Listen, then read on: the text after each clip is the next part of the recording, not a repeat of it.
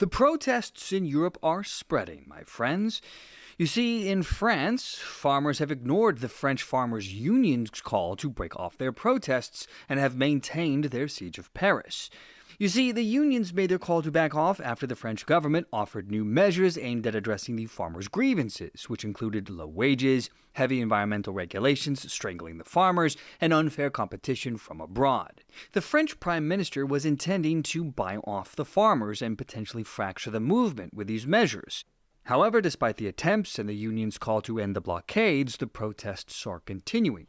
And in particular, those who had blocking major highways around Paris have stated that they would remain in place. And indeed, they are not alone. As covered in previous episodes on this subject, the protests have spread and are only continuing to grow throughout the European Union. The protests involving farmers are including now Spain, Italy, Germany, Romania, Greece, Belgium, Poland, and the Netherlands.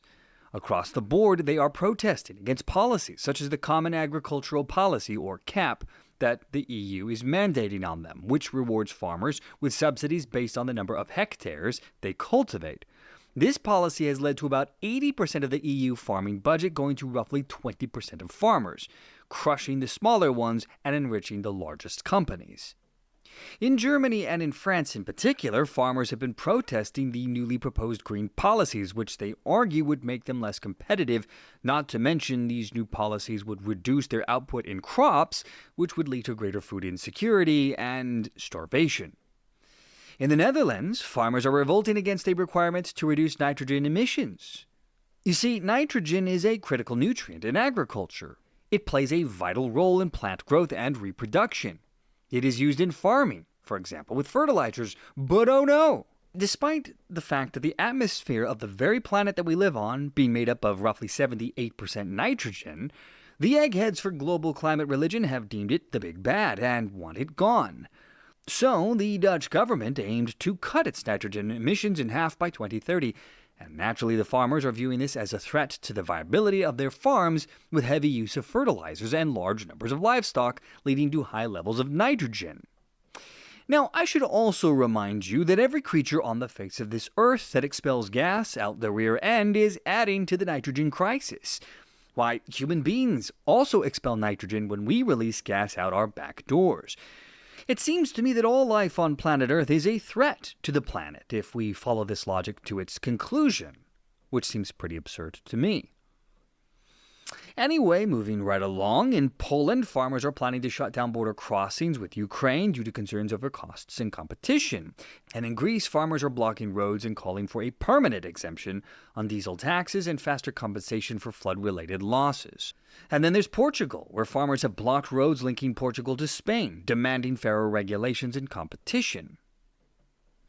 So essentially, all over the EU, chaos is abounding, and the governments around the European Union are attempting to buy off the protesters with paltry concessions. But for once, it seems that most of these people are holding their ground, with some exceptions.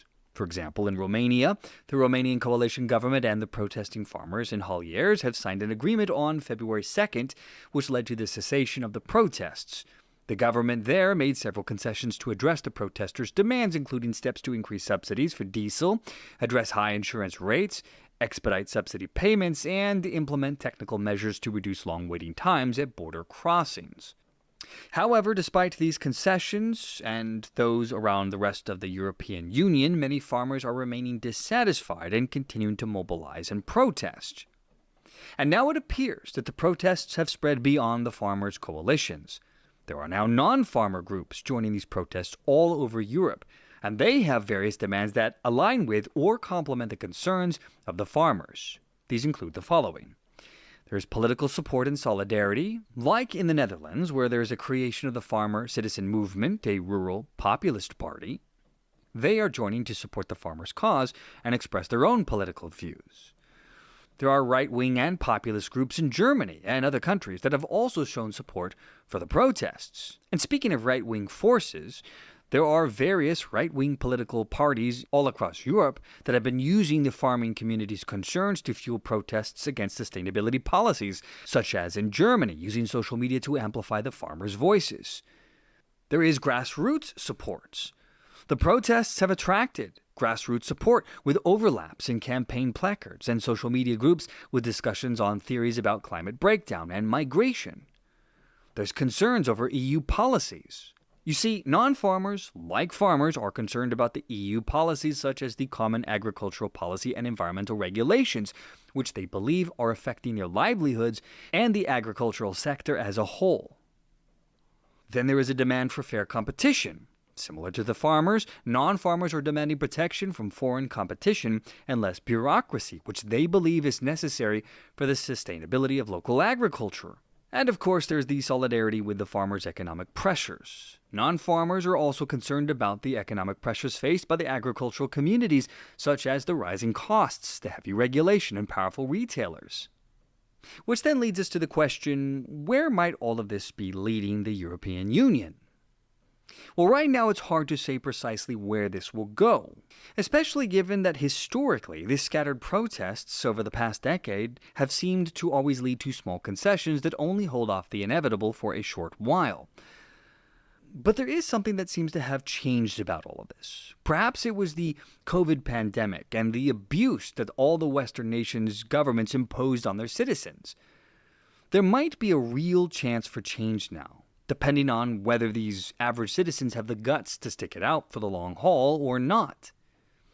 In the short term, there are two potential outcomes if the protesters continue to stick to their guns. First, there is the potential to significantly impact the European Union's economy. Although the farming sector accounts for just 1.4% of the EU's GDP, disruptions in this sector, such as blockades and strikes, could have a ripple effect on other sectors of the economy, including food processing, retail, and transportation. The demonstrations could disrupt the agricultural setup of the entire region, halt the overall supply chain, and affect the regional economy at large. There is no better time to wield such power in the EU for these protesters than what they have right now. Which then leads me to the second potential outcome of this revolt by the farmers and non-farmers. The protests will almost certainly have political implications.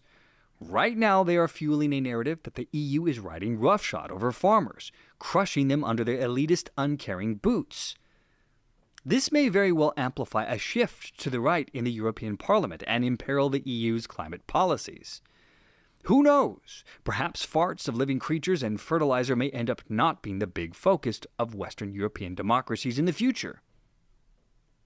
I mean, even the European Commission has decided to postpone a requirement to keep 4% of arable land fallow, meaning they wanted to forbid farmers from sowing crops in 4% of the land, to save the planet and all. These policies and more show just how much of an impact the protests are having on the ruling class. They know that there is danger to their power here, and I believe they will bend and twist however they can to get the rabble back under control. Time, of course, will tell us who wins this fight in the end, and naturally we're going to keep you posted on this channel as the situation develops. From the To Be Frank Show, I am Adrian. Thanks for watching, my friends. I'll see you all next time.